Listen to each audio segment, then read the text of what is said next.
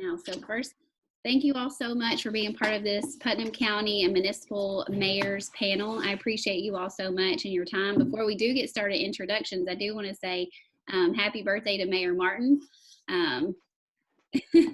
Hope it's a great day, and thank you for allowing your birthday to start with us. With that, I'll go ahead and get started and introduce everyone that's on the call. I'm Amy New with the Putnam County Chamber of Commerce and Highlands Economic Partnership. And on the panel today, we have Randy Porter, the Mayor of Putnam County. Thank you, Mayor Porter. We have Mayor Ricky Shelton, Mayor of Cookeville. We have Mayor John Martin, Mayor of Baxter. We have Mayor J.J. Reels, who's a Mayor of Monterey.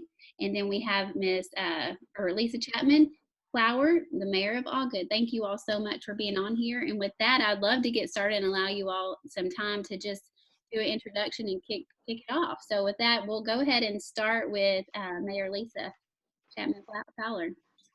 Good morning.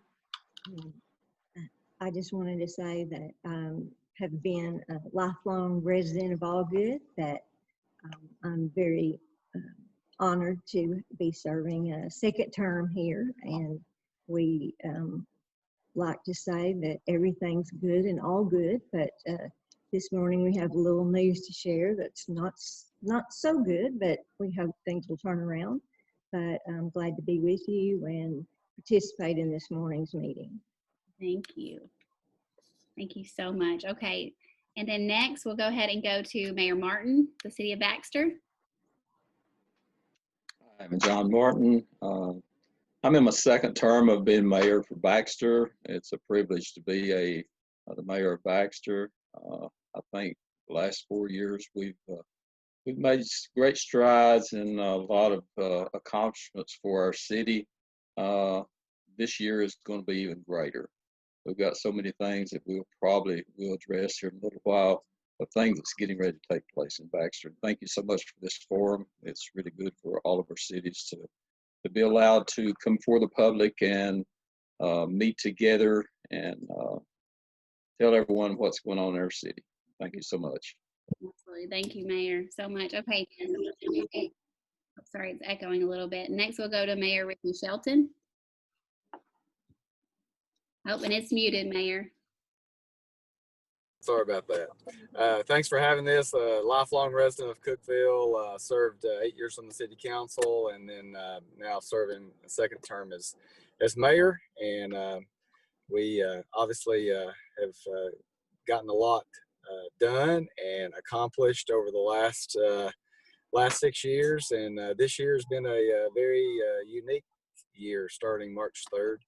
And but thankful for the partnerships among all these folks that are on this call, especially that of us all working together and trying to get through this very unique year. Thank you. Thank you. It is indeed a very unique year. Okay, we'll go to Mayor J.J. Reels in Monterey. Hey, thanks for having me on here. I think it's a great opportunity for us to talk to the citizens. And this is my first term. I've been in the seat about a month and a half now. It's been an exciting and very fast-paced month and a half. And there's some great things that are happening or going to happen soon in Monterey. So I'm excited to be serving the public, and I expect great things. Thanks again. Thank you. We'll be talking about some of those great things here in just a minute. Okay, and then Mayor Randy Porter, our Putnam County. Hey, good morning, Amy. Morning, everyone. Good to be with you as always, and thank you for doing this.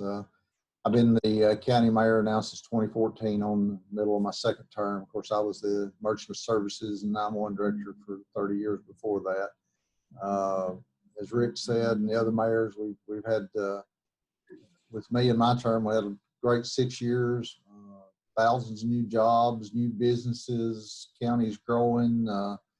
Everything's been going well. 2020's, I think most would say it's been the most difficult time of my life, and probably yours too, with starting with the tornado in March, which devastated so many people and loss of life. And you know, we're in a recovery mode on it. The rebuild phase seems to be going well. A lot of new homes being built back where those were destroyed. So it's been a tough year, but even in it being a tough year, we're probably one of the few communities that I know of that's had 3 new projects that we announced, starting back in May with getting close to 1,000 new jobs out of those 3 projects. So I think we live in a great community, and one of the reasons it is great is because of the people, and it's because of the folks that's on this call, all of the mayors and chamber and everyone working together. So I thank you for your friendship, your relationship, and for the great way we work together with the chamber and everyone else. So I'm glad to be here this morning.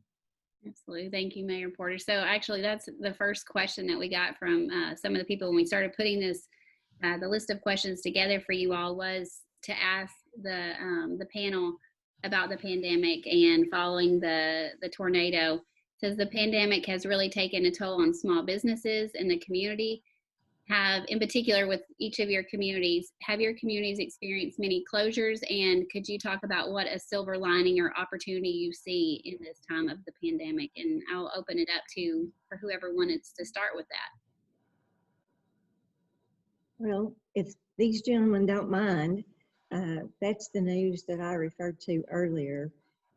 We have closed the lobby here at the City Hall because it's concerning that our COVID numbers continue to rise. And as a precautionary measure, we thought it best to limit public exposure. And so while we're still providing all the services that we would normally provide, if you need to get in touch with City Hall, of course, that can be by phone, or we have drive-through. No services will be interrupted, but for the time being, we are doing some deep cleaning again and some sanitizing, and we just are doing everything we can to urge our citizens to be safe, wear their masks, and we have posted some extended payment options through our website. If you want to go there and find out how you can make a payment with debit cards or credit cards or that kind of thing. And that's one way that it has affected us here at City Hall. Small business, they have struggled, but even with this horrible 2020, we have had new business to open, and it seems to be going well. And we just are taking it one day at a time, but we're looking forward to, I know we all are, a fresh new start and getting businesses back where they should be. Thank you. Hey, who would like to go next?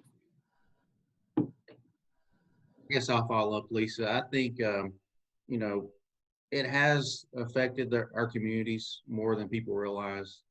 Just since I've been on the board, we had to shut down City Hall for a few days because one of our front desk workers had a relative that had COVID. So as a precautionary, we just shut down City Hall for 3 days. We had to postpone the City Hall meeting, our monthly board meeting, a couple of weeks because we did have a spike in the numbers up here. So, to be, as a precaution, we did those things to protect the public. As far as businesses, I think when the pandemic first started, it affected us but more than people realize. But in the last, I guess, 3 or 4 months, we've had a lot of more business than I think than we even know. And we are in talks with a couple places that are wanting to move to Monterey. So there's a great potential. I see businesses kind of working together now more than they have in the past, kind of promoting each other. So it has affected us, but it has its goods and its positives, goods and bads. So. Thank you. All right, I'll go next. We're ready for 2020 to be over. One thing that we've done in the city, we've mandated masks in our City Hall. We put barriers up in every office in our City Hall and in our water department. We've limited the number of people that goes into our water department to 2 at a time. even now. But it's things are working much better. Like I say, we're just ready for this year to be over. But as far as sales tax and all for the city of Baxter, since this began, it's been up every month. It's unbelievable that the resources we have here in Baxter as far as the businesses, and we're getting ready to add a lot of new businesses and a lot of new homes, but we'll address that here in a few minutes. But it's been a bad year, but it's really been a decent year for the city of Baxter. We're just hoping that 2021 is much, much better. Of course, it's got to get much, much better, but that's kind of where we're at now. Thank you, Mayor. I guess we'll go ahead and that works for you all. Yeah, the city manager put COVID protocols into place at City Hall early on.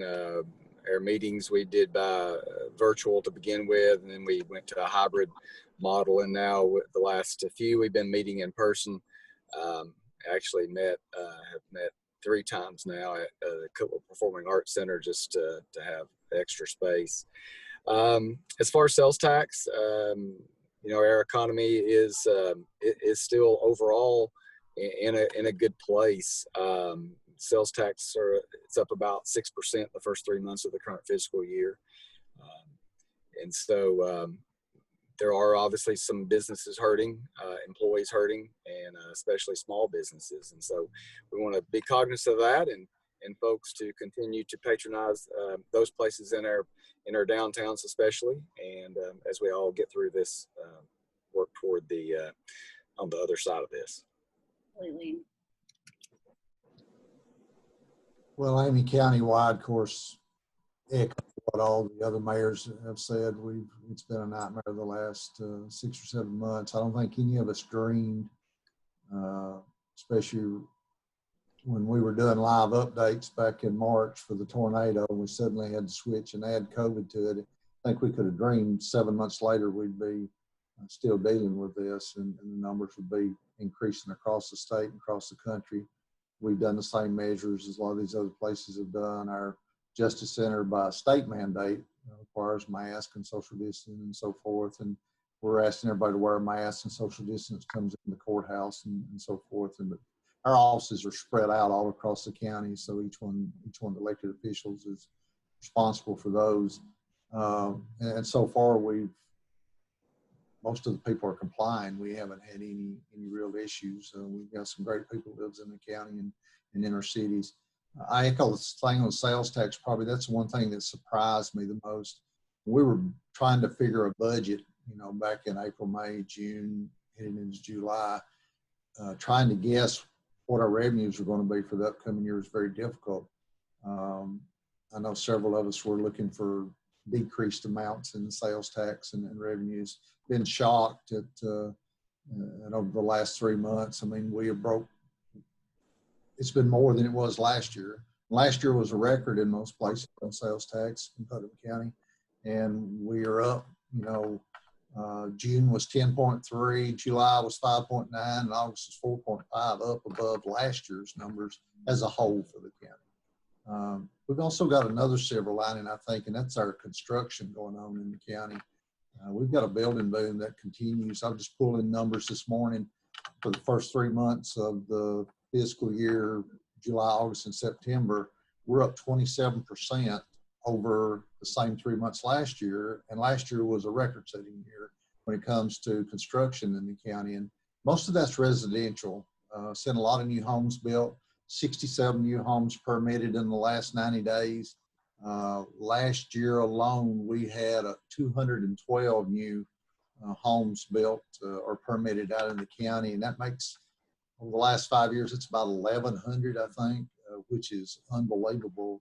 Our county has never seen that kind of growth when it comes to residential homes. So seeing a lot of people move here.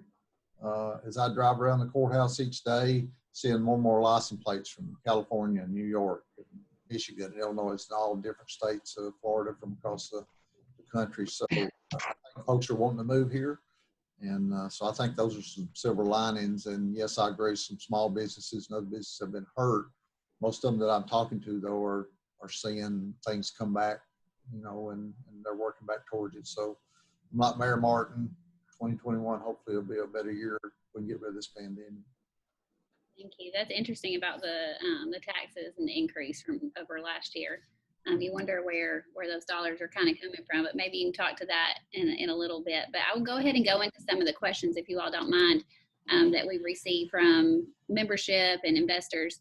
And we want to start in Monterey to ask Mayor Reels, being the newly elected mayor of Monterey, what is the #1 priority on your agenda with the council and the community? I think probably the biggest thing that I've got from the citizens is some of the infrastructure projects that are going on and more that are needed. We've got a lot of outdated sewer projects or sewer systems that we're working on through some grants, and we're in the process of getting started on extending the water and sewer under exit 300 out to B-Rock, which will allow us to expand and start developing that property on the right there, and also some properties up by B-Rock.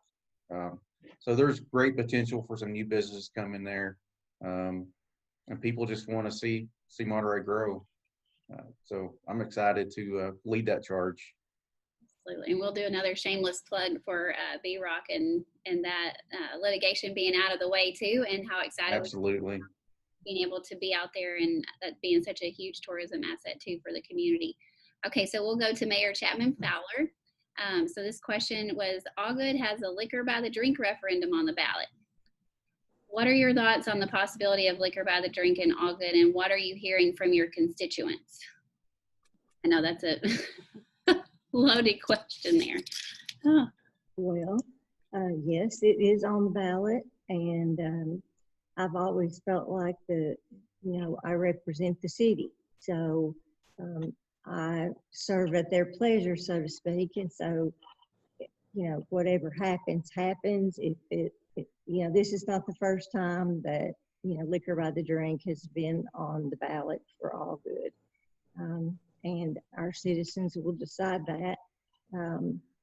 I guess as far as the future is concerned, I have heard my constituents say that in order for there to be more growth in Allgood, that this would be something that would help, especially restaurants, to come to look at or to locate in Allgood, as that is a lot of their business revenue. I did have one question the other day that someone said, well, has any restaurant approached you yet? And I said, not that I know of, because why would they? You're not going to look at a property that doesn't meet the requirements that you have for building there. So if it passes, yes, we do expect that there will be several interested parties, and if it doesn't pass, then we're going to carry right on like we have been. Our finances are in great shape, and so it really won't affect us that much either way. Thank you. Okay, this next one was for Mayor Porter. You recently reported sales tax receipts overall are on the rise in Putnam County. That's the intro there. This is a good sign for the economic recovery in our county. Because of the pandemic, tourism has taken a big hit throughout Tennessee. Do you think the increase is due to an uptick in visitors to Putnam County and the region, or do you think local residents are experiencing that pandemic fatigue? I don't think we can put our finger on just one thing. I think the governor opening our economy back up early made a big difference that we weren't closed that long. I think another reason is we're the regional hub in the Upper Cumberland, and you get a lot of people with our big box stores. Back during the shutdown, there was a lot of the small businesses were closed, and especially out in the other counties. So you got a lot of people from around the region driving here to our Sam's and Kroger's and Publix and those kind of big box retail stores. I think had something to do with it. And we opened back up. I still think that our region is still driving here for a lot of those things. And if you go down, you sit in the parking lot, at least I'm sure you do too, and sit in the parking lot of Walmart, and probably more than half of the cars that are there are not from Putnam County, from surrounding counties that are coming here. So I think we have been able to reap the benefits of our surrounding counties coming here also. And then I think we're growing. Estimates, we're going to be way above 80,000 on the census coming up is what I'm seeing. Lots of people are moving here. It's almost daily that I'm hearing of someone that's moving here. I think you're going to see a mass exodus from the big states like places like New York and California, and we're already seeing that. I'm not saying everybody will move here, but you're seeing a lot of folks move out of those areas, and they're looking to come to the South and Midwest, I think. So I think when you add all those things together, I think that's part of it. I do think our tourism is picking back up. Watching hotel motel tax numbers come in, we had our best month this past month that we had over the last several months, and it's been increasing each month. And we're not back to where we were before the tornado or COVID, but we've come back a long way. So I think there are a lot of people that are starting to come and visit our county and cities also. So I think when you put all that together, you get the sales tax number. Absolutely. And I feel like people may be a little bit more comfortable to go out now that they know that, they can wear a mask and things like that. That's wonderful. So this next one is for Mayor Shelton. The city of Cookeville's growth is leading to redevelopment of key areas for the first time in a long time. What are some of the exciting ways the city of Cookeville is supporting the new wave of investment in the heart of Cookeville? Well, our downtown's very important, and that's what you're seeing a lot of is the reinvestment and reinvigoration of downtown. That's been going on for several years, and it's the whole, how strong your downtown is how strong your community is really. And the chamber and others, if they bring people in to visit, they always want to see what your downtown is, to see if you're taking care of it and see if it's vibrant. And so that's very, very important, and it's been a key of mine and our vision of this is we continue to grow, to not lose sight of what makes Cookeville great. And one of those things is our downtown. And so we anticipate continuing to see that. You're seeing quite a lot of building going on. We've got some great restaurants and some microbreweries that have opened, and I know that has helped with some tourism efforts as well. And so we anticipate continuing to see that happen going forward. Do you have a favorite project right now in the downtown that you would point out? I don't know that it's a favorite, but I'm anxious to see what's built at Cedar and Broad, the old building that was torn down there, and right along the rail trail. And local folks are building some retail and some housing there, and I think that's an exciting opportunity for that area. There was the talk of the downtown convention center and hotel, and that is at least currently not happening, and I don't know what that may look like in the future.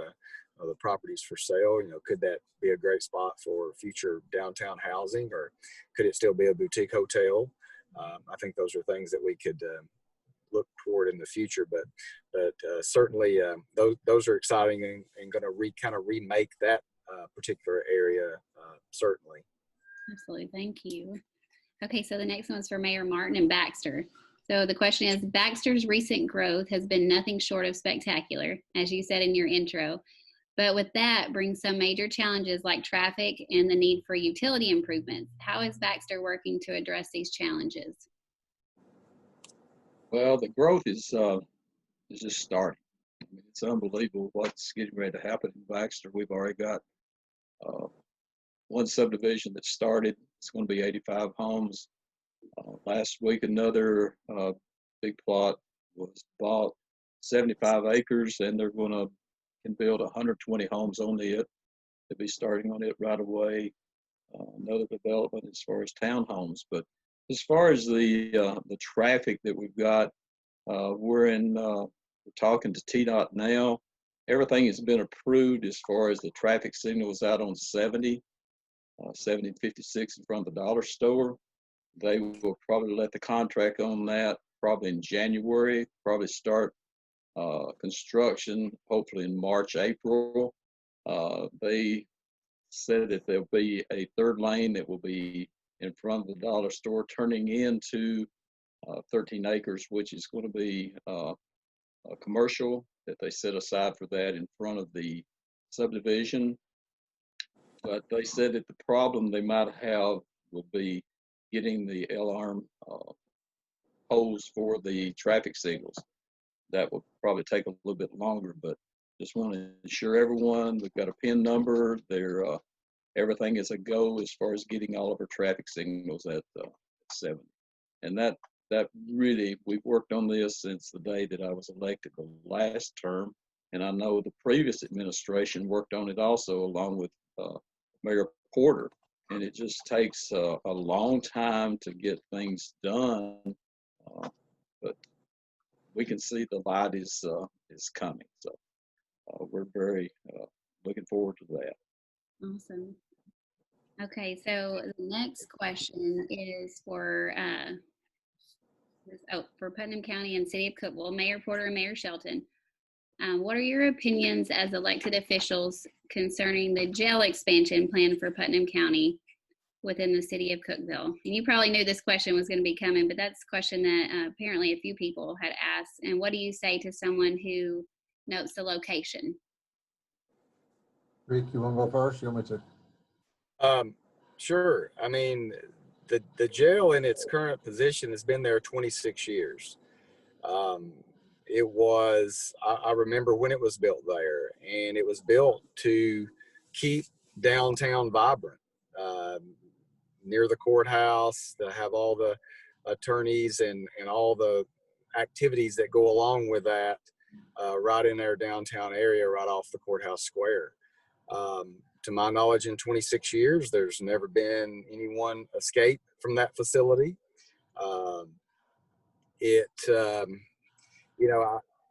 This has been being talked about for some type of expansion or enlargement for at least 10 years that I'm aware of. And,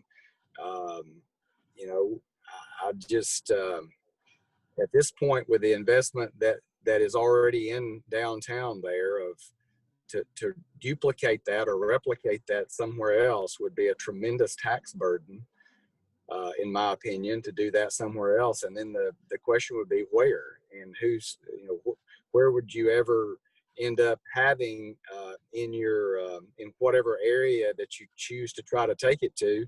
There's going to be, I think, extreme opposition to it at this point. And so it makes sense to me to be thoughtful in how it's done, how the expansion's done, how it continues to fit into the community and the downtown area. And, that's kind of where we're at. Ultimately, it's not a City of Cookeville decision. It's a Putnam County decision. Putnam County is a sovereign government. They have the right to do that. They don't have to get permission from the City of Cookeville to do that, or any other city for that matter, if they chose to do something in there. And it's not like we haven't all worked together. I mean, this is, Joint Economic Community Development Board. This is something that's discussed, which meets, I've been on that now 6 years since being mayor, and before. I mean, this is something that's talked about often in that is these kinds of projects and things like this that's going on in the different areas. And, I think, I know it's a tough decision, but the county commission has the ability to make that decision. And that's what they've chosen to do, is expand on the current site. Thank you, Mayor Porter. Yeah, and like Rick said, this is nothing new. The commission actually voted last April to do the expansion at the current location. We've been involved with a jail study over the last couple of years. We brought in architects and engineers and folks and formed a committee of county commissioners and elected officials and judges and so forth, reviewing what were all the options. The decision was made that our most economical option, since we have so much money invested at its current location, would be just to do an expansion at that location. Like Rick said, it's been there for 26 years. The reason it is there is because of the city of Cookeville. They asked for it to be there and actually put in, from what I'm understanding, at least $1 million or more into the project to buy land for it to be where it is. So that's it's.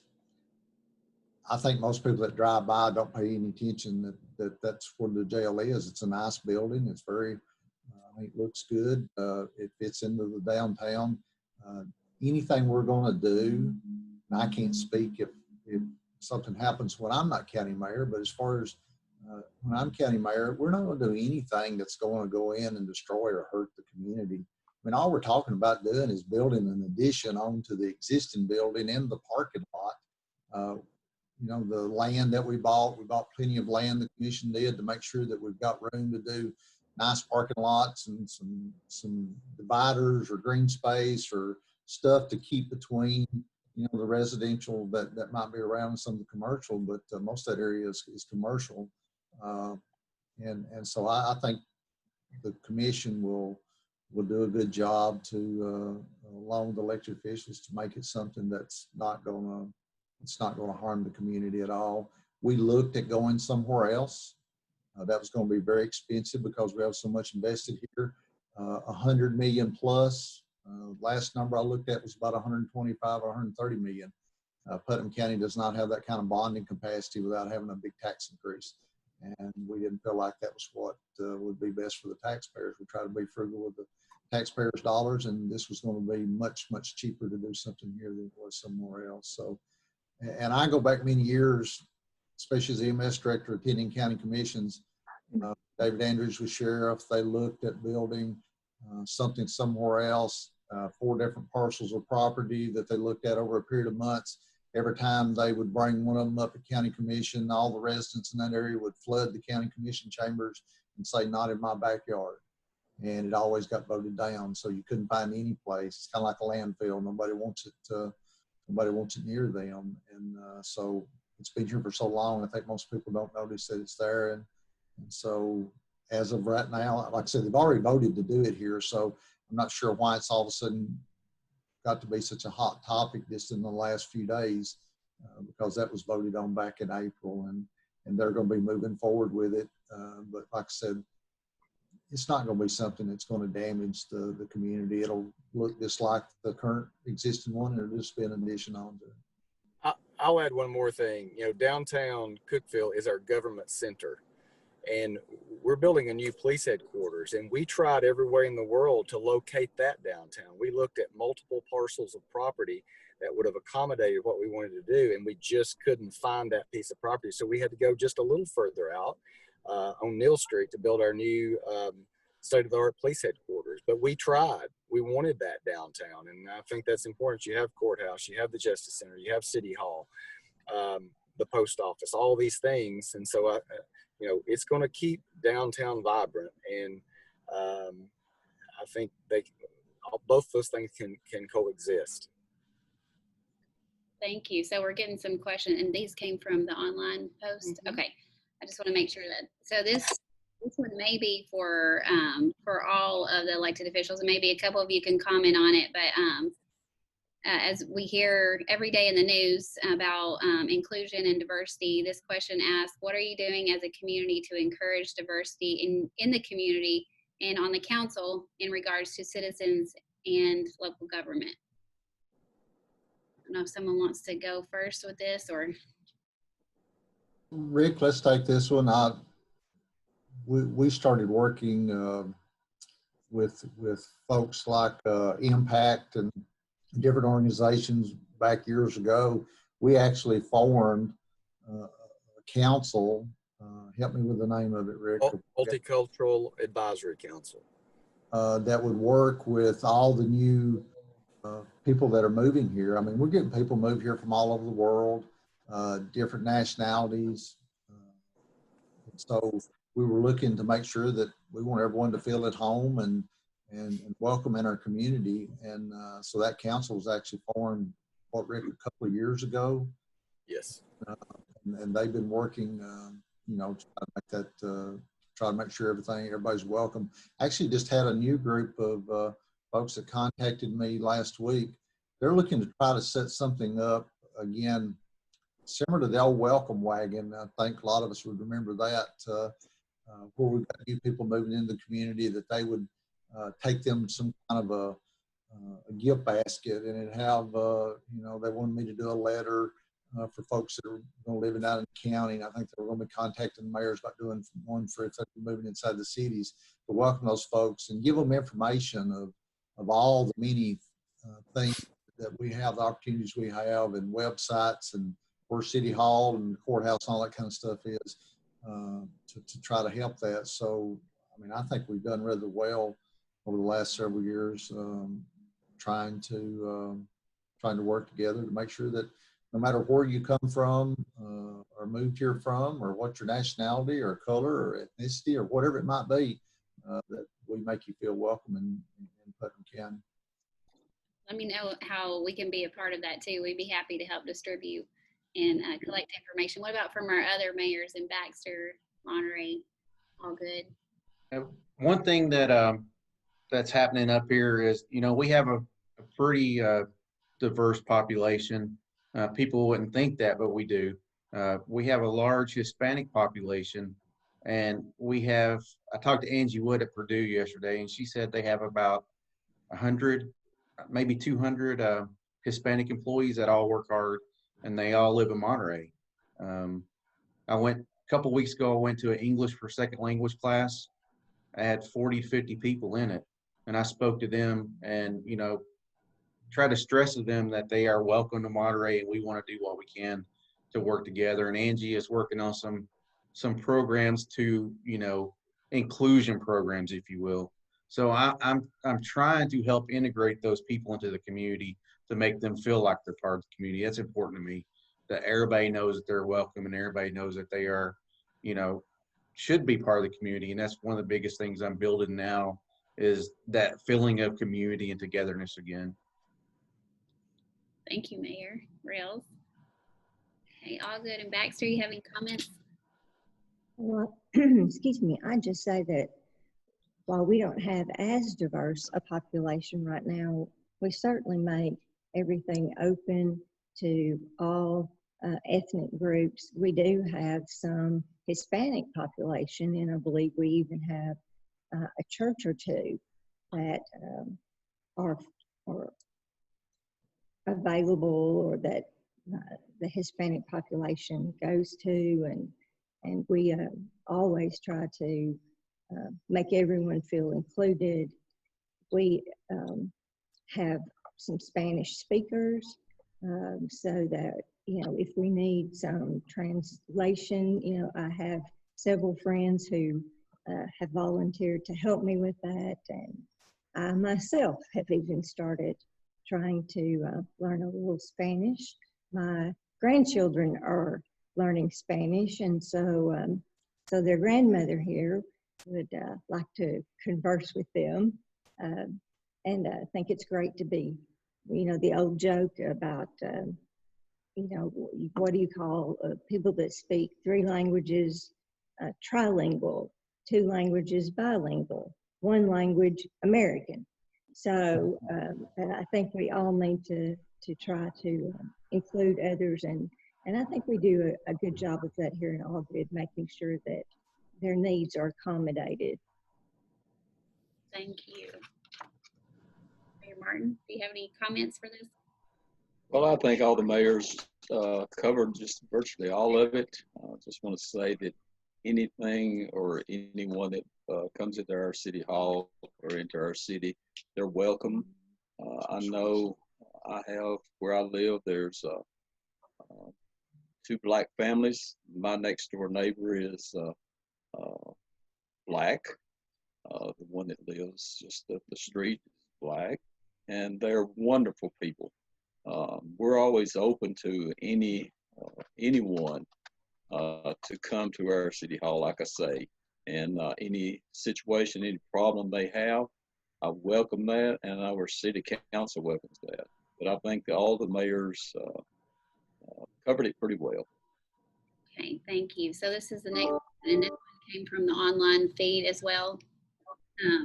So what is the plan for Tennessee Avenue? And I'm not sure if that's for Mayor Porter or Well, as far as Tennessee Avenue, that'd be Rick. As far as if they're talking about the new Expo Center and Fairgrounds, that'd be us. I'm not sure what they're. That's right. What is the plan for Tennessee Avenue? I mean, obviously, we want that to develop into an awesome corridor. I think the central piece of that will be the new Expo Center and Fairgrounds that the county will build sooner than later, probably, hopefully. And Mayor Porter can speak to that. I know the city is preparing and running sewer and getting all that ready, and so it, working together is the key, and we'll continue to do that, and excited to see what that can be. We were already, of course, we bought 195 acres there right at the Fifth Interchange for a new Expo Center Fairgrounds, and then got probably another 35 to 50 acres that we'll have for future expansion of something else. COVID and the tornado put us behind on that. We still have the architects and engineers working on plans. They've come up with several drawings, options, been meeting with several of the fire board members, looking at stuff. We're trying to get it narrowed down to get kind of one first draft master plan. And once that happens, start bringing in a lot of the other folks that are going to be involved in holding events and so forth at the facility to get their ideas. The goal would be is to, the county commission had it on the agenda this month, but because of a lot of other items, we didn't make it to it, about selling the old fairgrounds and possibly selling the school bus garage and county highway department and Shawnee Hills property across the road. They've got it on the agenda for sure for next month to decide. We were looking at putting the old fairgrounds up for sale probably sometime around the end of February, 1st of March. And then looking at going ahead and starting on the new facility. My goal would be that hopefully we could be at a point that next spring we'd be looking to try to get that out for bid. It'll be a multi-year project due to its size. Thanks to the city of Cookeville, they've been a great partner working with us on the sewer and utilities to the facility and everything. So it's going to be a great complex, I think, when we get it finished and something that the citizens can be proud of. I would just add, other than that one piece of property that the county owns, all of the rest of that is privately held property, and some of the parcels are for sale. So we would encourage private investment to come in there and start developing that area all throughout that corridor. It's again a phenomenal area that has can be mixed use. It can be a lot of great things, housing and other things all along through there that could really set the tone for a whole new developable area. Absolutely, thank you. Okay, so this is the next question, and this is for everyone. However, I may change it a little bit. I'm not sure exactly who it came from, so I apologize if they're on the live feed right now, but I'm going to add to it. So the question was, what do you think, aside from COVID-19, are the biggest challenges for tourism marketing for Putnam County? But I also want to add that if you could pick this weekend, if you were taking your family out on a trip, where in Putnam County would you take them to? So I'll start that off because this weekend is Standing Stone Day in Monterey. So I would encourage everybody to come to Monterey. That would be the best place to go this weekend. I like it. Okay, what about Mayor Martin? What about you and Baxter? I'll go see the mayor of Monterey. Hey, you're welcome. Come on up. Okay, well, if there wasn't Standing Stone Day, what would you invite people to do in Baxter as far as tourism assets or destinations?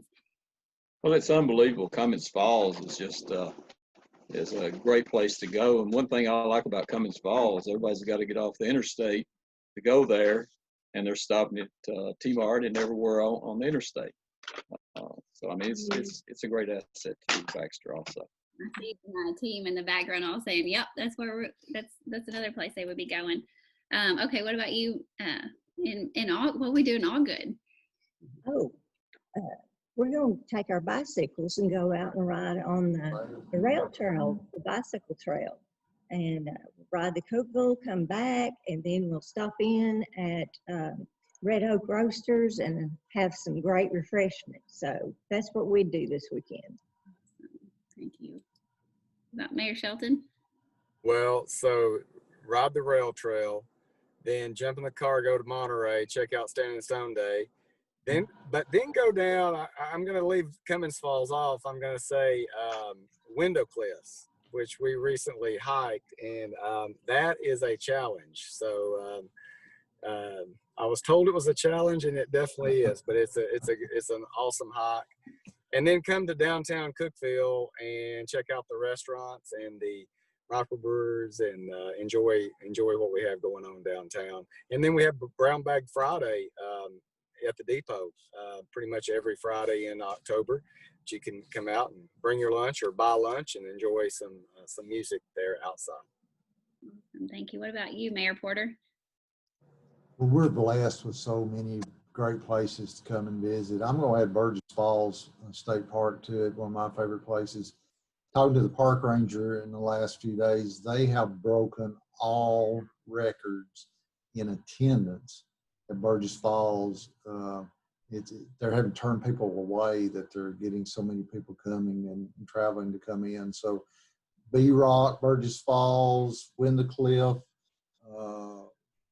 Cummins. I mean, we've got so many great places to come and visit in the downtown with the trail and all the different things. So I think you could spend a day.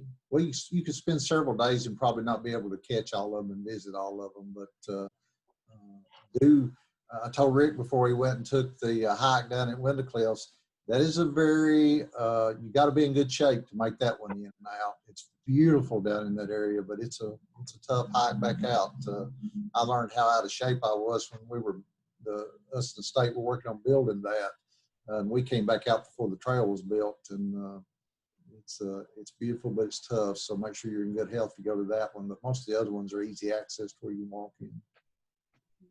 But many others that someone may have forgotten it's on here. Okay. We got some good. Dogwood Park. Baxter's building a new seminary park. Allgood's building a new park. Got a new farmers market they're building. JJ's got B-Rock and you got Whitaker Park. We just put the new splash pad and stuff in. Cane Creek Park. There's all kinds of other parks. Yeah, Cane Creek. We got a new dog park that's in the design phase to be built there, and West End Park, new basketball court, and all that. It's been redone there, and Dogwood Park, Heart of the City Playground, new shade structures installed. So there's a lot of awesome places. Tell Molly thanks for the question too. Yeah, we got For sure. We also got Meadow Creek Park, and they're in the process of building a world-class mountain bike trail. And it's going to be a very technical trail that, you can almost be a professional mountain bike rider. But it's also going to have a loop for us normal folks. But it's going to be 8 miles around the lake, 8 miles back. So it's going to be a great, great thing. It's being built mostly by volunteer labor. So it's a great thing. It's going to be a great asset. And it's going to be a huge draw for tourism for Monterey and Putnam County. Absolutely. Okay. Any other, let's see. I'm making sure I didn't miss any of the questions. Did we have any more that came in from online from the team? Okay. Are there any other things before I do make some closing remarks? Are there any things that you all would like to share about this upcoming season, things that are happening that you would like to share with the crew or with those that are tuned in? Well, in Allgood, we are excited, and if you had asked me about the first weekend in November, we are starting something called First Fridays, and every first Friday of the month, we're going to have something special happening in Allgood. And so the first Friday in November, we are having a similar to a street fair. So downtown will be pedestrian traffic only. And we also will be having on the morning of the 7th, the Alzheimer's Association is having a parade, and that will be happening in Allgood. So they've invited the teams that participate and raise money for Alzheimer's when they serve our 14-county area. And so we're really excited about kicking this off. And even in the cold months, we've got some indoor activities planned, and we want everyone to circle their calendar and remember that the first Friday of the month, starting in November, All Good will be the place to be. Thank you.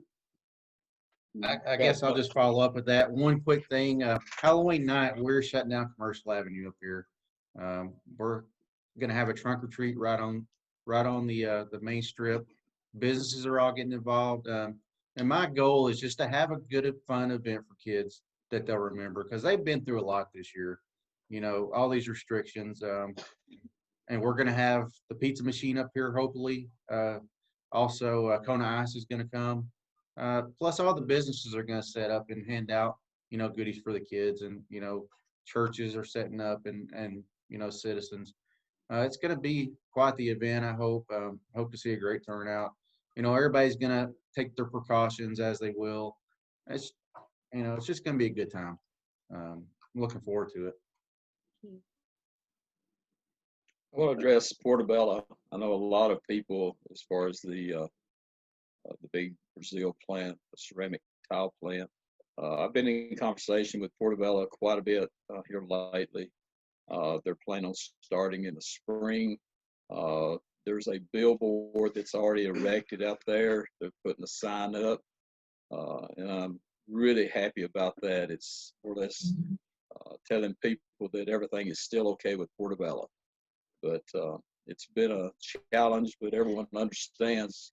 And everyone that asks the question, this is a Brazilian company, and everyone knows that Brazil got hit, really, really bad. But I've been in conversations with Jed Durbin, which is the Vice President of Manufacturing, and he assures me that everything is okay. Of course, anything can happen, but the sign should go up hopefully within a week or so. The billboard is already there. The sign company, all they have to do is put the sign on. So I just want to make everyone aware of that. Thank you. And we'll be helping to pushing out all those available jobs too for Portobello once we get going. So be ready. Thank you. Mayor Shelton. Yeah, I mean, we all always have a big part of Cookeville is Christmas in the park and all the activities happening in downtown Cookeville. Not quite sure what that's going to look like yet. We're still working through the planning of that. We've oftentimes had 3,000, 4,000, 5,000 people in the park as we light our Christmas tree. So obviously some things are going to change from that this year, just due to the circumstances and the environment that we're in. And so we're working through what that's going to look like. But that's not going to stop us from celebrating Christmas. Anybody, whether you have a massive tree lighting or whatever, we can all still celebrate Christmas and the reason for the season. That's what we should be doing. So we'll do that. We'll more plans about that will come out soon. I know Mayor Porter can probably speak to maybe still working through the parade, Christmas parade, and then maybe even Randy might want to touch on something, the Halloween. That's something is contracted maybe with the fairgrounds possibly for that. There's a couple of churches that are looking at doing a trunk or treat on the road, what we call Fairground Lane. It's a private drive that goes around the fairgrounds. They're looking at doing a trunk or treat where that people can physically drive, not get out of their vehicles, use all the precautions. Folks from the churches would have packs of pre-packed candy to give to the kids. They'll have their mask and gloves on and so forth to make it safe.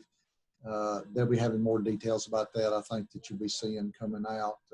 Not sure it's the date or the times you're going to have on that. And then, of course, the chamber is still looking about whether to have the Christmas parade or not.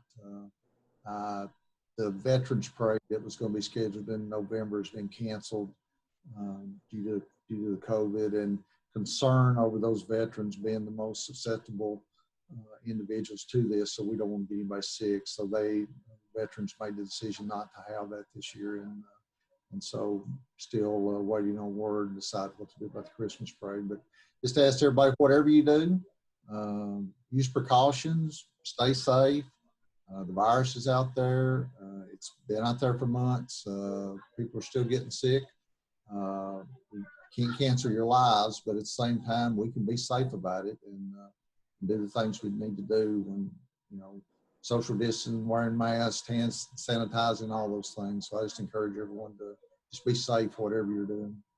Absolutely, thank you. And we'll make an announcement whether we are having the Christmas parade or not by the end of this week. And there's so many things to consider in this as the people are putting the floats together and getting all of them in a small space, as well as packing people on the streets during flu, COVID, and so many other things. So we'll make that announcement by the end of this week. But I just want to close by thanking you all so very much for this panel. I feel like it was very informational, and sorry for some of the really tough questions when I debated on whether or not I was even going to ask some of those, but I knew that there were probably questions you get every day from your constituents. So I appreciate you so much. We will continue this series by doing city council in the municipal areas, Allgood, Baxter, Monterey, and Cookeville. We'll be meeting with the city council and the mayors there, and look for those posts and dates to come out. But I appreciate you all so much, and I hope you have a wonderful day. Thank you.